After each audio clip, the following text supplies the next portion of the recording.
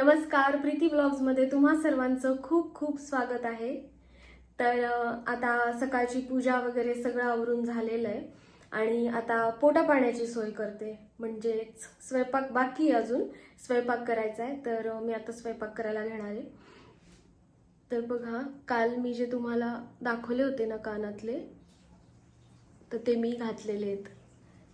कसे दिसतायत कमेंट करून नक्की सांगा। तर आज मी स्वयंपाकाला बासुंदी करणार आहे आणि पालकाची भाजी करणार आहे। तर चला बघूया। आज खरं तर असं काही विशेष कारण नाहीये बासुंदी करायला, पण म्हटलं आज सगळ्यांचीच घरात इच्छा झाली की आपण आज बासुंदी खाऊया, म्हणून ते म्हटलं चला करूया मग। पण आज ना मी थोडीशी वेगळी करणार आहे, म्हणजे रोज फ्लेवरची बासुंदी करणार आहे। यासाठी मी ना चितळेचं फुल क्रीम मिल्क वापरतेय। 2 लिटर दुधाची करतेय मी इथे बासुंदी।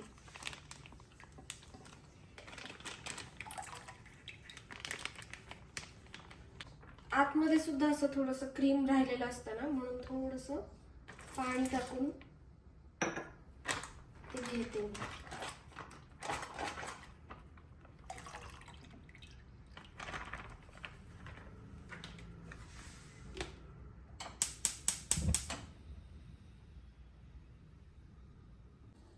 बासुंदी आपली आता इथे होतीये।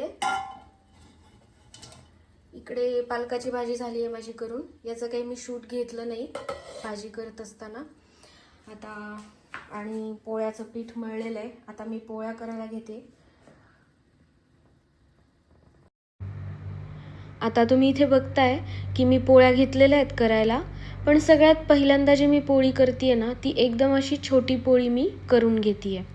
तर ही सवय ना मी जेव्हापासनं पोळ्या करायला शिकली आहे तेव्हापासनं मला ही सवय आहे की पहिली पोळी जी मी करते ती गाईसाठी करते। आता आधीच्या काळी काय असायचं की दारासमोर गाय यायची, तेव्हा आम्ही घरातनं पोळी वगैरे गाईला द्यायचो। तर तेव्हापासनं ही लागलेली सवय आहे की पोळ्या करताना पहिली पोळी ही आधी गाईसाठी करायची। आता तर बिल्डिंगमध्ये राहतो आपण, फ्लॅट सिस्टीममध्ये राहतो, तर असं गाय वगैरे काही दारावरती तर येत नाही, पण ती जी एक सवय आहे ती अजूनही कायम आहे। पोळ्या करत असताना कधीही पहिली पोळी ही गाईसाठीच लाटली जाते माझ्याकडनं।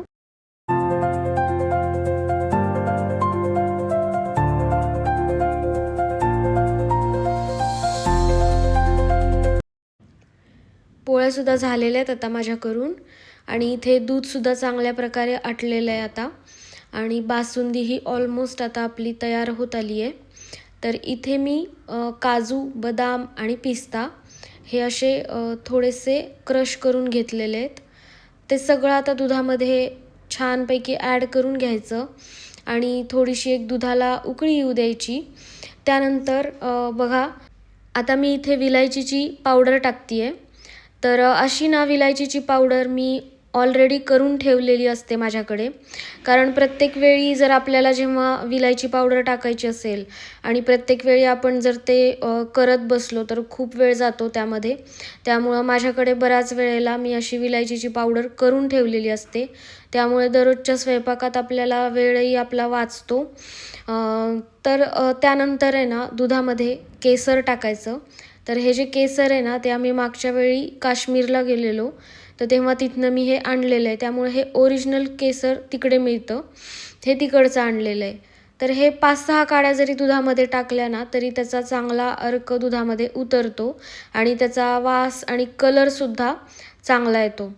तर इथे केसर मी टाकलेलं आहे। आता त्याच्यानंतर एक थोडीशी उकळी येऊ द्यायची आणि त्याच्यानंतर सगळ्यात शेवटी जे मी तुम्हाला बोललेली की रोज फ्लेवरची मी बासुंदी करणार आहे, तर माझ्याकडे मॅप्रोचं रोजचं हे सिरप होतं, तर ते 1 टोपण फक्त या बासुंदीमध्ये इथे ॲड केलेलं आहे मी।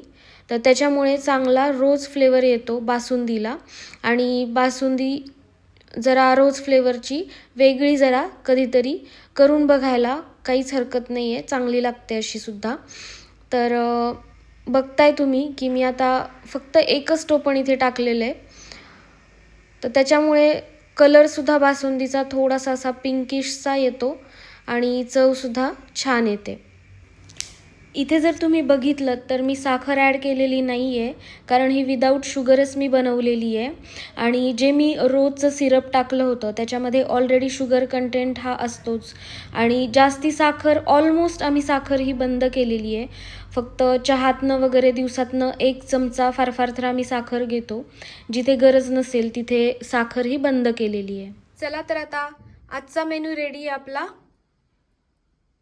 बासुंदी आपली तयार आहे. पालकाची भाजी, कॉर्नची कोशिंबीर आणि पोळ्या. तर असा आहे आजचा आपला मेन्यू. तर आम्ही करून घेतो आता पेटपूजा. तुम्ही सुद्धा मस्त रहा, स्वस्थ रहा. व्हिडिओ आवडल्यास चॅनलला सबस्क्राईब करा, लाईक करा, शेअर करा. धन्यवाद.